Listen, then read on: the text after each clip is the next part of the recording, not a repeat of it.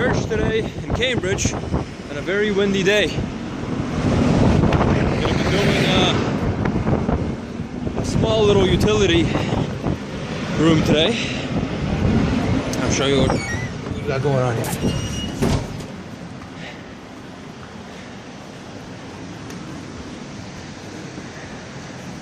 Yeah, she just keeps going.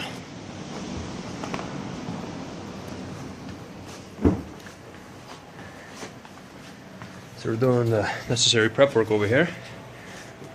Putting up a plastic partition wall. We're gonna exhaust our... Walt's already got the exhaust hooked up. There's an old chimney flue up here that we're gonna use because the windows are just too far away. That way the smell won't spread throughout the church. Also, their belongings are nice and safe over here. Well, they just got the one wall. Previously they had foam installed on the ceiling with a little bit of fireproofing as well. They had to install a new duct line, so we're going to touch up some foam here and there. And I graciously gave them a bag of fireproofing material for them to hand mix, trowel it on. It's very small areas, the rest of it's going to be drywalled. So we're going to get started and I'll bring it back while we're spraying. And preferably we can see if I can get that thermal imaging video to work. Alright. So here's Walt spraying a typical wall. Now I got the thermal imaging camera I wanted to show you why you shouldn't spray more than 2 inches.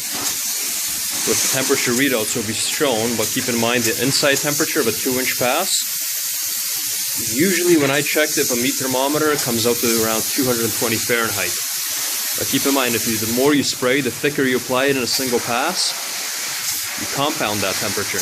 It increases, which causes problems with the foam setting up properly and curing. Let me switch over to the thermal camera now. I'm sorry, the thermal imaging files will not splice with our regular video files, so I'm gonna upload those separately for you guys, so they'll be up in a few minutes. Alright. So you might be wondering what that thermal imaging camera was trying to show you, or the point I'm trying to get across. The point is that when foam goes on, you get a chemical reaction. It generates a lot of heat. You could see the surface temperature was going up to 170, I think I saw the highest. Now, that doesn't sound like much, but inside the foam, at a 2-inch pass, is about 220 Fahrenheit, depending on the day, obviously, and what we've got going on. So,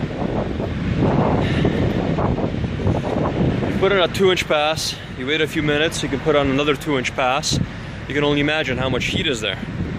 Now, if you decide not to follow those rules and spray 3-inch passes or 4-inch passes or even 5-inch, which I've seen in the past, what do you think is going to happen in that foam? It might look pretty on top, but that cell structure on the inside is going to be garbage.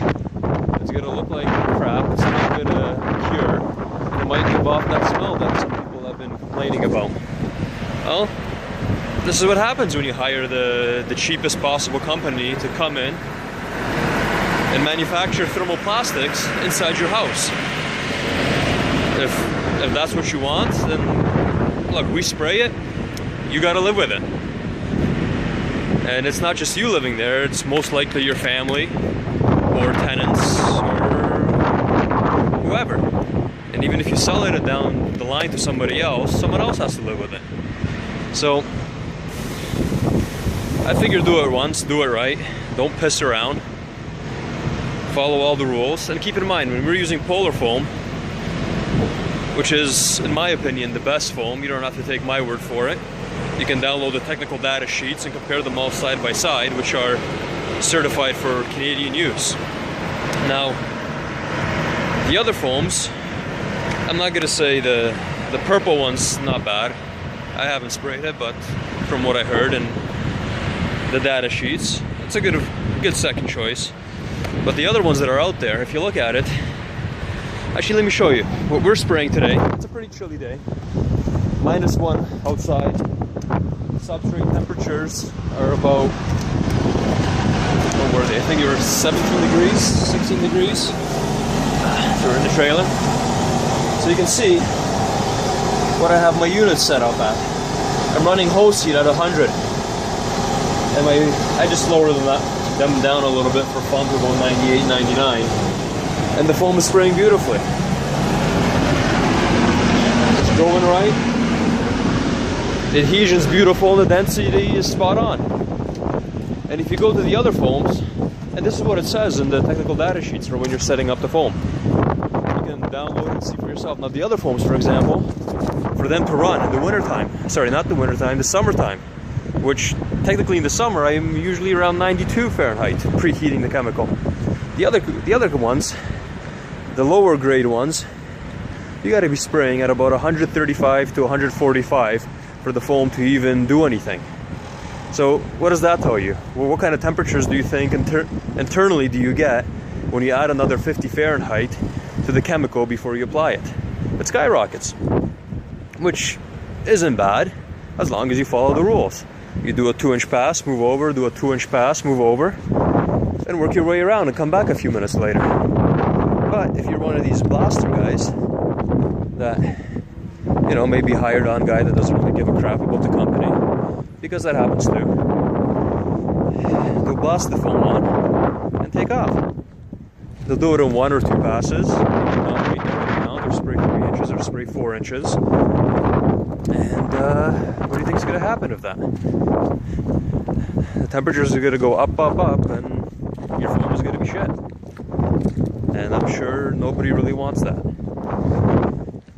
Anyways, if you have any questions, I got that red flag deals. Ask me anything, thread still happening. So feel free to do that, or even give me a call. I'm more than happy to talk to people, give them my opinion. I think that's all I got to say for now. Sorry for being a little bit preachy on this video. It just pisses me off when I know I go to quote a job and I do a fair price, and then somebody does a lower price, which the end result's not going to be fair for the customer. You're not comparing apples to apples. You're comparing apples to shit. Anyways, have a good one and stay warm.